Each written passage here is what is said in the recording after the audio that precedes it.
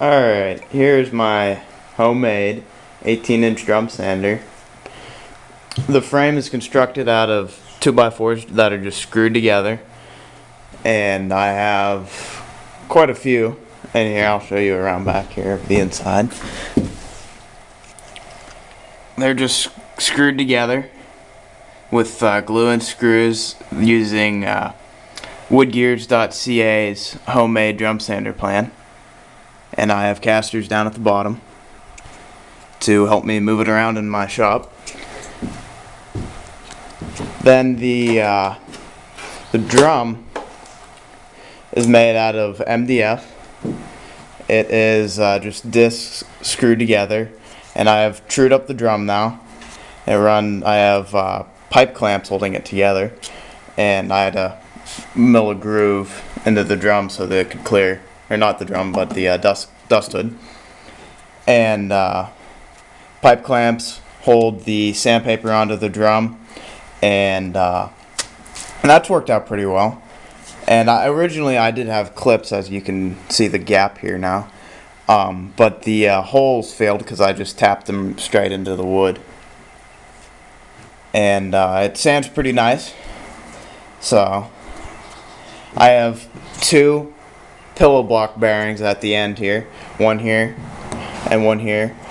They are it's a 1-inch shaft I have from the surplus center, and I would definitely go with the 1-inch. Do not go less, you will bend it. I bent it using pipe clamps I have over there, and just whenever I glued it up, just the pressure from the pipe clamps, it just bent.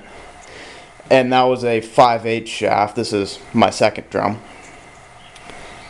Here's a 4-step pulley I got off of eBay, and a 1/2-inch V-belt.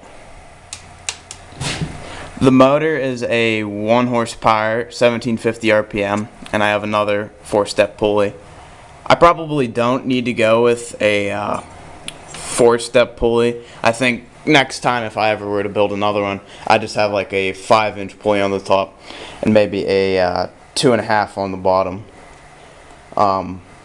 That is really what you need. I would not go with a 4-step.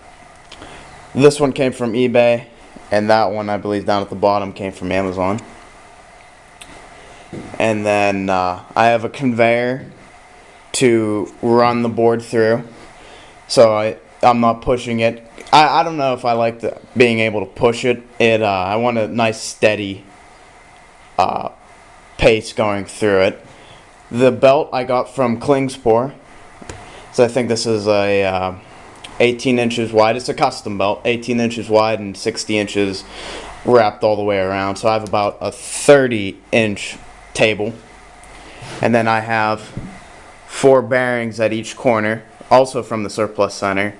And then this whole front assembly, this whole front roller, can be moved back and forth with this bolt here. It just presses against the guide rails, I call it, for the rails on the conveyor. You just twist it out to adjust for tracking, and this is also your tension for the belt. The lift mechanism, I have 4 threaded rods at each corner, and up here I have a nut embedded into the bottom of this rail down here. I don't think you can see that right there. And then 4 threaded rods with a bearing, also from the surplus center, and then 2 nuts locked against it to hold the table up. And then at the top I have 4 bushings, and that keep everything aligned. It will not run if you don't have a support at the bottom and at the top. I have 4 threaded rods, as you can see.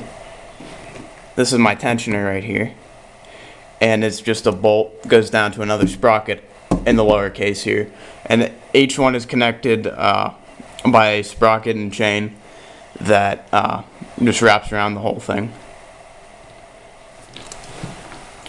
I have a DC motor around back here for the conveyor. It's a treadmill motor, got off of Craigslist for about $25. And then I have it geared down quite a bit here. Let me get it in the shot. Probably didn't need to go that much, but now whenever I run a board through, it doesn't stall. Because before I'd have a smaller sprocket, it was about that size, and it would just basically completely stop. This motor at the slowest settings doesn't have the torque that I need. And then down here I have a circuit board to power it, and the switches, these are two replacement switches for my drill press actually, and this one turns on the drum. These three are for the conveyor. This sends power to the circuit board, this one sends power to the motor, and this is where you adjust your speed. It's called a potentiometer, I believe. And today I'll have a video of this thing actually running, and I have a whole list over here of what I need to talk about. I believe I covered everything. But so I've sanded a couple boards with it. I'm pretty happy with it, I have to say. It's worked out pretty well. I've had quite a number of problems. Before I had a table, this is my second lift mechanism. I had one where the table tilted up to the drum, like using the woodgears.ca's homemade drum sander plan.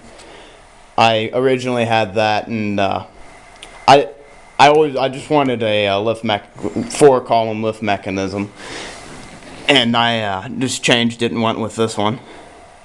And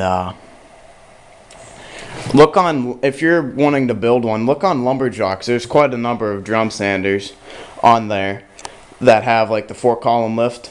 Just make sure you have some kind of bearing or bushing at the top and a bearing or bushing down at the bottom.